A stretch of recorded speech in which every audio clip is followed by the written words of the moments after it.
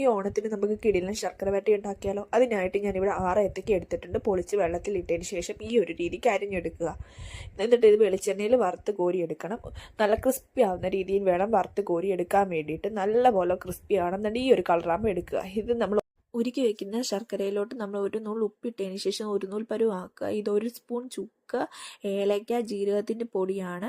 ഒരു നൂൽ പരുവായതിന് ശേഷം നമ്മൾ ഇതിനകത്തോട്ട് വറുത്ത് വെച്ചിരിക്കുന്ന കായ ഇട്ട് നന്നായിട്ട് മിക്സ് ആക്കിയതിന് ശേഷം നമ്മൾ ഈ ചുക്ക്, ഏലയ്ക്ക, ജീരകത്തിൻ്റെ പൗഡർ ഇട്ട് നല്ലപോലെ മിക്സ് ആക്കുക. അതിനിടയിൽ നമുക്ക് 1 സ്പൂൺ അരിപ്പൊടി ഇടുക. എന്നിട്ട് നന്നായിട്ട് മിക്സ് ആക്കിയതിന് ശേഷം വീണ്ടും 1 സ്പൂൺ അരിപ്പൊടി കൂടി ഇടുക. അപ്പോൾ നമുക്ക് ഒന്നുകൂടെ കട്ടിയായിട്ട് കിട്ടും. ലാസ്റ്റ് ഇത് നമ്മൾ ഇറക്കാൻ നേരത്ത് 1 സ്പൂൺ പഞ്ചസാര കൂടി ഇട്ട്, അതപ്പോൾ പഞ്ചസാര ഇടുന്നതെന്ന് പറഞ്ഞു കഴിഞ്ഞാൽ ഇത് നന്നായിട്ട് വിട്ട് കൊടുത്ത് നല്ല ക്രിസ്പി ആയിട്ട് കിട്ടാൻ വേണ്ടിയിട്ടാണ് പഞ്ചസാര ഇടുന്നത്. അപ്പം നമ്മുടെ കിടിലൻ ശർക്കര വരട്ടി റെഡി ആയിട്ടുണ്ട്. വീട്ടിലുണ്ടാക്കിയതിന് ശേഷം എല്ലാവരും അഭിപ്രായം കമൻറ്റ് ചെയ്യാനും മറക്കരുത്. ഡീറ്റെയിൽഡ് വീഡിയോ ഞാൻ ചാനലിൽ പോസ്റ്റ് ചെയ്തിട്ടുണ്ട്. താങ്ക്